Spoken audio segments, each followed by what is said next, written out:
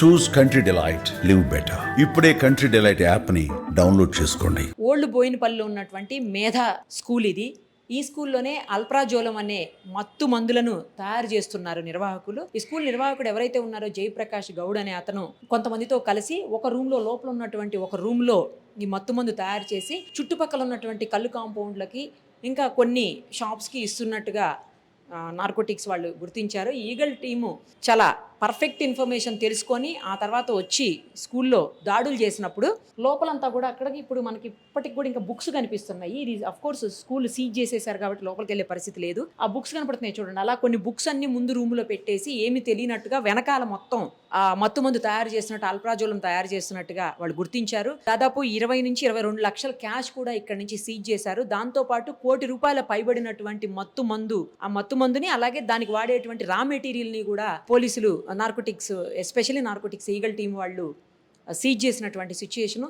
ఈ స్కూలు మీరు చూడండి ఒక్కసారి, నర్సరీ నుంచి 10th క్లాస్ వరకు అని రాసుకున్నారు. కానీ ఆఫీసర్స్ చెప్తున్నారు, అంటే విద్యాధికారులు చెప్తున్నారు కేవలం నర్సరీ నుంచి 7th క్లాస్ వరకు మాత్రమే పర్మిషన్ ఉందని చెప్తున్నారు. సో ఇది పర్మిషన్ లేకుండా 10th క్లాస్ వరకు అని రాసుకున్నారు. తర్వాత వాళ్ళకి అన్ని మార్క్స్ వచ్చాయి, ఇన్ని మార్క్స్ వచ్చాయి, 10కి 10/9.5, 10కి 10 అట్లా చెప్పుకుంటుంటారు కదా ర్యాంకులు. మనం వింటూనే ఉంటాము, 1 1 1 2 2 2 అట్లా ఆ ర్యాంకులు కూడా పెట్టుకొని మాకు ఇన్ని ర్యాంకులు వచ్చి, అన్ని ర్యాంకులు వచ్చి, ఇన్ని మార్క్స్ వచ్చి, అన్ని మార్క్స్ వచ్చాయని చెప్పుకుంటున్నారు. అంటే కానీ వీళ్ళకి అసలు లేదు పర్మిషన్. పైన కూడా రాసింది చూడండి, క్లాస్ 10 నర్సరీ టు క్లాస్ 10 అని రాశారు. కానీ అసలు వాళ్ళకి పర్మిషన్ లేదని చెప్పి ఆఫీసర్స్ చెప్తున్నారు. ఇప్పుడు విద్యాశాఖ అధికారులు అలాగే చైల్డ్ రైట్స్ డిపార్ట్మెంట్ వాళ్ళు కూడా వచ్చున్నారు. మొత్తం వాళ్ళు అసలు ఏం జరిగింది ఏంటని సర్చ్ చేస్తున్నారు. ఇంకొక విషయం ఏంటంటే దాదాపు 60 మంది పైన పిల్లలు, 63 64 ఉన్నారని చెప్తున్నారు.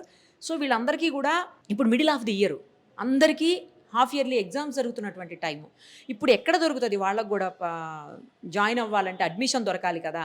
బట్ దగ్గరలో ఉన్నటువంటి చుట్టుపక్కల స్కూల్స్ అన్నింటిలో కూడా వాళ్ళని అకామిడేట్ చేస్తున్నాము. ఎవరు కూడా వాళ్ళని రిజెక్ట్ చేయకూడదు. ఆ పిల్లల్ని మళ్ళీ ఇయర్ వేస్ట్ అయిపోతుంది లేకపోతే, అందుకోసమనే జాగ్రత్తలు తీసుకుంటున్నామని అధికారులు చెప్తా ఉన్నారు.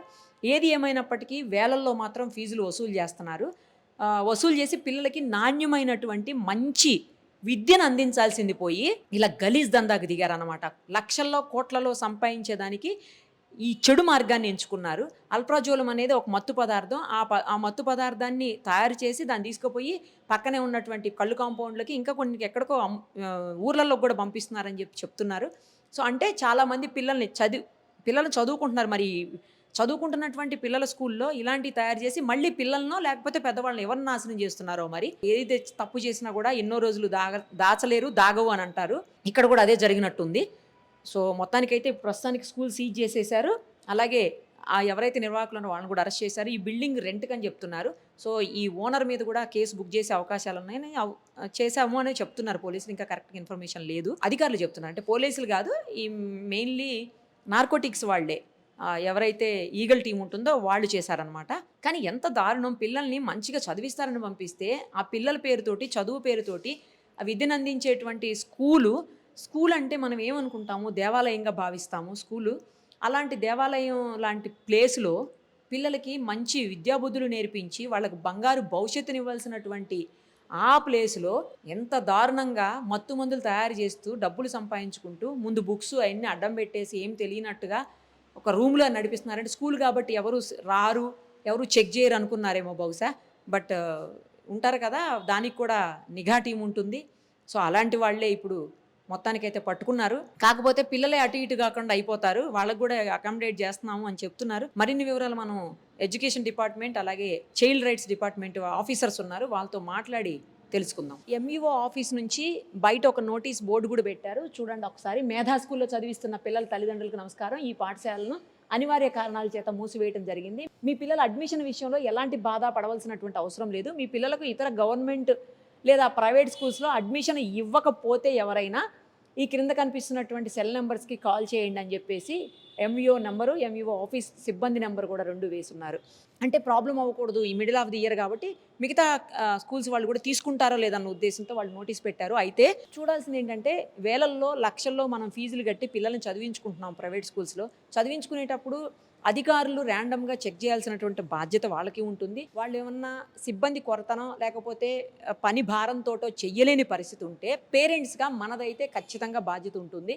మన పిల్లల్ని ఎక్కడ చదివిస్తున్నామో ఆ స్కూలు పరిసరాలు ఎలాగున్నాయి, లోపల పరిస్థితులు ఎలాగున్నాయి, ఎలాంటి స్టాఫ్ అక్కడ ఉన్నారు, పిల్లలకు క్వాలిటీగా సరైనటువంటి ఎడ్యుకేషన్ అందుతుందా లేదా, వాళ్ళకి మంచి ఎడ్యుకేషన్ ఇస్తున్నారా లేదా, లోపల ఉన్నటువంటి నేను ఇందాకే చెప్పినట్టు ఆ పరిస్థితులు ఎలా ఉన్నాయి, పర్ఫెక్ట్ ప్రిమిసెస్ ఉందా, లోపల ఏమన్నా ఇబ్బందికర సిచ్యుయేషన్స్ ఉన్నాయా, అప్పుడప్పుడు మనం చూస్తుండాలి. తర్వాత పేరెంట్స్ టీచర్స్ మీటింగ్ అవుతున్నప్పుడు కానీ, లేదు అంటే పిల్లల్ని డ్రాప్ చేసుకోవడానికి వచ్చినప్పుడు కానీ, తీసుకువెళ్ళేదానికి వచ్చినప్పుడు కానీ కొంచెం అవన్నీ మనం చెక్ చేసుకుంటూ ఉంటే మనకు కూడా అర్థమవుతుంది. లేకపోతే ఈ స్కూల్లో లోపల అసలు వే కూడా చాలా చిన్నగా ఉంది, అంత తొందరగా ఎవరికి కూడా లోపలికి యాక్సెస్ ఉండదు నిజానికి స్కూల్స్లో. కానీ టీచర్స్ పిల్లల్ని, తల్లిదండ్రులు ఎవరున్నారో వాళ్ళని మాత్రం రానిస్తారు టీచర్స్. సో అలాంటప్పుడు వెళ్ళి ఒకసారి మనమే చూసుకుంటే, ఒక రూమ్లో ప్రత్యేకంగా ఒక రూమ్ కాదు, అక్కడ విజువల్స్లో చూస్తుంటే 2-3 రూమ్స్ కనిపిస్తున్నాయి. సో పిల్లలు ఉన్నది తక్కువ, ఇది ఎక్కువ లాగా అనిపిస్తుంది చూస్తుంటే ఇదంతా నడిచేది. సో ఈ అల్ప్రాజోలం ఎక్కడైతే ఈ మత్తుమందు తయారు చేస్తున్నారో ఆ ప్లేస్లు అవన్నీ కనుక మనం చెక్ చేస్తే మనకు తెలిసిపోతుండేవి. అలాంటివన్నీ అన్ని స్కూల్స్లో కూడా, ఈ ఒక్క స్కూల్ అనే కాదు, నార్మల్గా మన పిల్లలు ఎక్కడ చదువుతున్నారో అక్కడ స్కూల్స్ని అప్పుడప్పుడు లోపల ఏం జరుగుతుంది, ఏంటి, ఎలాంటి కండిషన్స్ ఉన్నాయి అని చూసుకోవాల్సిన బాధ్యత, పెద్ద పెద్ద స్కూల్స్ అయితే పట్టించుకోవాల్సిన అవసరం ఉండదు, వాళ్ళు ఎలాగో మంచిగానే రన్ అవుతాయి. ఇలా అపార్ట్మెంట్స్లోటి పెట్టేసి, లేకపోతే చిన్న చిన్న రూమ్స్లో పెట్టేసి, లేకపోతే ఇలా క్లోజ్డ్ ఏరియాలో పెట్టేసి నడిపించే స్కూల్స్ విషయంలో మాత్రం చాలా కేర్ఫుల్గా ఉండాల్సిన బాధ్యత తల్లిదండ్రులకు కూడా ఉంటుంది. సార్ అసలు ఏం జరిగింది, మీకు ఎలా ఇన్ఫర్మేషన్ వచ్చింది, ఇప్పుడు ఆ పిల్లలందరినీ ఎక్కడ అడ్జస్ట్ చేయబోతున్నారు? ఈగల్ టీం వచ్చి రైడ్ చేసేంత వరకు మాకు ఆ ఇన్ఫర్మేషన్ తెలియదు. టీవీ స్క్రోలింగ్ చూసి మేము ఆదివారం రోజు వచ్చి, ఆ రోజు ఈవినింగ్ అవర్స్లో తెలిసింది. ఆదివారం వచ్చి స్కూల్ను ఎట్లా సీజ్ చేయడం జరిగింది. సీజ్ చేయడంతో పాటు పై ఆఫీసర్లకు మేము ఇన్ఫర్మేషన్ ఇవ్వడం జరిగింది. వాళ్ళ ఆర్డర్ ప్రకారం దీన్ని సీజ్ చేయడం జరిగింది. నెక్స్ట్ డే వచ్చి నిన్న మండే రోజు వచ్చి పిల్లలంతా తల్లిదండ్రులతో మాట్లాడి, వాళ్ళని ఒకరొకరి నెంబర్ తీసుకొని టీచర్తో మాట్లాడి, ఆ పిల్లలందరినీ కూడా స్కూల్ డిస్టర్బ్ కావద్దు, వాళ్ళ చదువుకు ఇబ్బంది కలగొద్దని పక్క స్కూళ్ళల్లో అడ్జస్ట్ చేశాం. ఇప్పటిదాకా 40 మందిని అడ్జస్ట్ చేశాం. ఇంకో 15-20 మంది ఉంటారు. మా డైస్ డేటా ప్రకారం ఇంకో 23 మంది ఉంటారు, 15-20 మంది ఉంటారు, 63 మంది ఉన్నారు. అందులో 20 మందిని చేశాం. మిగతా 20-25 మందిని కూడా మేము రేపటిలోగా కంప్లీట్ చేస్తాం ఈ ప్రాసెస్. పిల్లలకు మాత్రం ఎట్టి పరిస్థితుల్లో వాళ్ళ చదువు ఆటంకం కలగకుండా, ఇబ్బంది కలగకుండా ఖచ్చితంగా వాళ్ళకు కూడా చెప్పాం. ఫీజు తక్కువ తీసుకోమని చెప్పాం. ఇప్పుడు ఇక్కడ తీసుకున్న ఫీజులోనే వాళ్ళకి అక్కడ చదువు చెప్పమని చెప్పాం. సో దట్ తల్లిదండ్రులకు కూడా ఇబ్బంది కలగకుండా చెప్పడం జరిగింది. ఎంతమంది, ఏ క్లాస్ నుంచి ఏ క్లాస్ పిల్లలు ఉన్నారు? 1వ తరగతి నుంచి 7వ తరగతి దాకా ఉన్నారండి. ఇక్కడ అసలు పర్మిషన్ 7 వరకు మాత్రమే ఉంది ఇక్కడ పర్మిషన్. 7th క్లాస్ వరకు మాత్రమే పర్మిషన్ ఉంది. ఇది ఓన్ ప్రిమిసెస్ వాళ్ళది? లేదండి, రెంటే.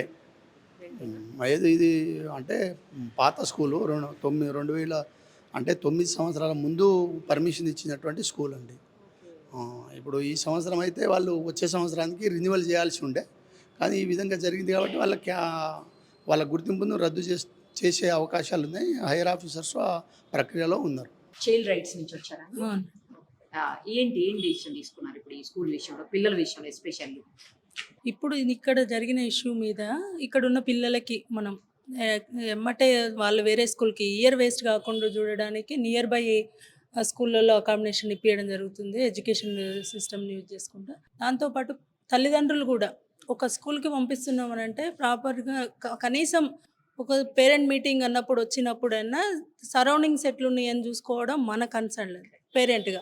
అది చూసుకుంటూ పిల్లల్ని ఎక్కడ పంపిస్తున్నాం అనేది కూడా మనం ఫోకస్ చేయకపోతే ఇబ్బంది అవుతుందని ముఖ్యంగా తల్లిదండ్రులు ఆ విషయాన్ని దృష్టిలో పెట్టుకోవాలి. స్కూల్ని పంపించేటప్పుడు అక్కడ ఉన్న పిల్లలకి ఎస్పెషల్లీ ఈ స్కూల్ విషయానికి వచ్చేసరికి లాస్ట్ 9 years బ్యాక్ ఇక్కడ పర్మిషన్ ఇవ్వడం జరిగింది అనేసి డిపార్ట్మెంట్ ఉంది. అది ఇచ్చిన దాంట్లో కూడా 7th వరకే, అప్ టు 7th వరకే పర్మిషన్ ఉండే, వాళ్ళు కొంత 10th వరకే మెయింటైన్ చేస్తున్నట్టు పెట్టుకున్నారు. అది కూడా లీగల్ యాక్షన్ తీసుకోవడం జరుగుతుంది. దాంతోపాటు ఈగల్ టీమ్ యాక్టివ్ అయింది కాబట్టి ఇలాంటి ఈ సరౌండింగ్లో కాదు అసలు మన స్టేట్లోనే జరగొద్దు అనేది చైల్డ్ రైట్స్ కమిషన్ నుంచి మేము కోరుకుంటున్నది. అట్లే ఇట్లాంటి ఏ విషయం ఉన్నా కమిషన్ అనేది ఒకటి గవర్నమెంట్లో ఉంది కాబట్టి ఇలాంటి ఇష్యూల మీద ఎప్పుడు స్పందిస్తూనే ఉంటాం. అట్లనే మీ ద్వారా, మీడియా ద్వారా కూడా మేము చెప్పేది ఏంటంటే, ఏ చిన్న విషయమైనా కమిషన్ దృష్టికి తీసుకెళ్తే అది మేము కమిషన్లో కానీ కమిషన్ నుంచి గవర్నమెంట్కి కానీ తెలియజేయడానికి ఆస్కారం ఉంటుంది. కాబట్టి తల్లిదండ్రులు కానీ పిల్లలు కానీ ఎవరైనా ప్రతి ఒక్కరూ అది నా బాధ్యతగా ఫీల్ అయ్యి ఇలాంటి ఇష్యూలు జరిగినప్పుడు ఖండించాలని కోరుకుంటున్నాను. ఇక్కడ స్కూల్లో 10th క్లాస్ పిల్లలు అయితే ఇప్పుడు ఇయర్ అయితే లేరు, కాకపోతే వాళ్ళు పెట్టుకొని ఫేమ్ చేసుకోవడానికి అది 10th మాకు 10/10 వచ్చినట్టు గ్రేడింగ్లో అట్లా చూయించుకొని రన్ చేస్తున్నట్టు లేకుండానే అట్లా చేస్తున్నట్టు మా దృష్టికి వచ్చిన విషయం ఉంటుంది కంపల్సరీ. ఇంకా ఇక వీళ్ళు స్కూల్ రన్ చేయడానికి లేదు, ఇట్లాంటి ఇష్యూ ఇంకో స్కూల్లో జరగడానికి మాత్రం తప్పకుండా యాక్షన్ తీసుకోవడం జరుగుతుంది. చిన్న పిల్లల్ని మంచిగా వేరే దగ్గర అకామిడేట్ చేయగలిగారా మీరు? వాళ్ళ పేరెంట్స్ తో మాట్లాడారా? వాళ్ళు ఏమంటున్నారు? సో ఇన్ఫర్మేషన్ తెలియగానే కమిషన్ నుంచి మేము మేడ్చల్ డిస్టిక్ రిప్రజెంటేషన్ సో మేము రావడం జరిగింది. అండ్ కన్సర్న్ మన డిఈఓ గారు వాళ్ళు కూడా రెస్పాన్సిబిలిటీ వాళ్ళు తీసుకొని పేరెంట్స్తో అందరితో మాట్లాడుతున్నారు. అట్లాగే బేసిక్గా we are also parents, right? So ప్రతి ఒక్క పేరెంట్ కన్సర్న్ ఈరోజు పేరెంట్స్ అంతా షాక్లో ఉన్నారు. ఏంటి అని మీరు అన్నట్టుగా మధ్యలో ఉన్నారు, ఇప్పుడు ఎగ్జామ్స్ ఉన్నాయి, వాళ్ళ స్టడీస్, సో ఇవన్నీ కన్సర్న్స్ ఉంది పేరెంట్స్కి. They are in completely shock. So తొందరగా అవుతుందా, ఎక్కడ వెళ్తాము, ఏ స్కూల్ వెళ్తాము అనేది మన పిల్లలు 2-3 years నుంచి ప్లాన్ చేస్తాం ఏ స్కూల్లో వేసుకోవాలి అని. సో అట్లాంటి డ్రీమ్ సడన్గా కొలాప్స్ అయిపోయింది ఇప్పుడు వాళ్ళ పేరెంట్స్ది, రైట్? సో పక్కన స్కూల్స్ వీళ్ళు కనెక్ట్ చేస్తున్న స్కూల్స్ పేరెంట్స్కి హ్యాపీ ఉందా లేదా అన్నీ కూడా వాళ్ళు దగ్గరుండి వాళ్ళు they are doing it. So అది కూడా మేము ప్రాపర్గా మానిటర్ చేయడం అనేది జరుగుతుంది. అట్లాగే పిల్లలకి కూడా వాటి వల్ల ఏమైనా ఎఫెక్ట్ అయిందా అనే కోణంలో కూడా మేము చూడడం జరుగుతుంది. సో ఇదొక్కటే కాదు, ఇట్లాంటి ఎన్ని స్కూల్స్ ఉన్నదనేది కూడా మా మేజర్ కన్సర్న్. ఇప్పుడు ఇక్కడ వీళ్ళు రావడం ద్వారా వాళ్ళకి తెలిసింది. ఇప్పుడు డిఈఓ అండర్లో మిగతా ఆఫీసర్స్ కూడా మల్టిపుల్ వర్క్స్లో ఎంగేజ్ అయి ఉన్నారండి. వాళ్ళ గవర్నమెంట్ స్కూల్స్ మానిటర్ చేసుకోవడానికి వాళ్ళకి సరిపోతుంది. What about private schools? So private స్కూల్స్ని చూడాల్సిన బాధ్యత ఎవరిది అనేది పెద్ద ప్రశ్న, మీకు తెలుసు. సో ఇప్పుడున్న ఈ ఏరియాలో గవర్నమెంట్ స్కూల్స్తో పోలిస్తే దగ్గర మోర్ దెన్ అంటే 50% కాదు 75% పైనే ఈ ఏరియాలో ప్రైవేట్ స్కూల్స్ ఉన్నాయని చెప్తున్నారు. అండ్ నార్మల్ ఇప్పుడు ఇక్కడ వచ్చే వాళ్ళు చెప్తున్నారు, సార్ మా ఇంట్లో పనిచేసే అమ్మాయి పిల్లల్ని ఇక్కడ తీసుకొస్తున్నాను అని. సో వాళ్ళందరి ప్రయారిటీ ఏంటి? ప్రైవేట్ స్కూల్ వెళ్తే నా బిడ్డలు బాగా చదువుకుంటారు అనేది. సో ఇక్కడున్న ఈ స్కూల్స్ క్వాలిటీ నాణ్యమైన విద్య ఇవ్వాలి, డబ్బులు ఇస్తున్నారు, దే పేయింగ్ మనీ. సో ఇవన్నీ చూసుకుని కూడా ఈ యాజమాన్యం కానీ మిగతా స్కూల్స్ కానివ్వండి ఒక ఏమంటారు ఒక ప్రాపర్ ప్లాన్ తోటి ఆ స్కూల్లో పిల్లలకి నాణ్యమైన విద్య ఇవ్వాల్సినటువంటి బాధ్యత వాళ్ళది. కాబట్టి ఇంకా ఎన్ని స్కూల్స్ ఉన్నాయి, ఏంటి ఆ స్కూల్స్ది పరిస్థితి ఏంటి, క్షుణ్ణంగా ఒక అధ్యయనం చేయాలన్న ప్లాన్లో మేము డిస్కస్ చేసుకుంటున్నాము. డెఫినెట్గా ఇంకా ఎలా ఉంది, ఇట్లాంటి ఇష్యూ బారిన పిల్లలు ఏమైనా ఎఫెక్ట్ అయి ఉన్నారా అనేది కూడా మా మేజర్ కన్సర్న్. ఎందుకంటే ఇప్పుడు సబ్స్టెన్స్ అబ్యూస్ ఇష్యూ మనము ఎక్స్పెక్ట్ చేయలేనంత విధంగా ఉంది కాబట్టి, మళ్ళీ ఎస్పెషల్లీ వల్నరబుల్ ఎవరంటే ఎవరైతే మార్జినలైజ్డ్ చిల్డ్రన్ ఉన్నారో వాళ్ళు. కాబట్టి ఆ ఫోకస్డ్గా మేము మాది ముందుకు తీసుకెళ్తున్నాము. అండ్ కమిషన్ ఉంది ఆల్వేస్, ఎప్పుడు కూడా సమస్యలు ఉంది అంటే మాకు తెలిస్తే డెఫినెట్గా మేము ముందుకు వస్తాము. డిపార్ట్మెంట్స్తో కలిసి వాళ్ళ ద్వారా ఎంతవరకు వాళ్ళకు కమ్యూనిటీకి రీచ్ అయ్యే సహాయం చేయాలో అంతవరకు చేయడానికి మేము సిద్ధంగా ఉన్నాం. సుమన్ టీవీలో మీ పర్సనల్ అండ్ బిజినెస్ ప్రమోషన్స్ కోసం కింది నెంబర్కి కాంటాక్ట్ చేయండి.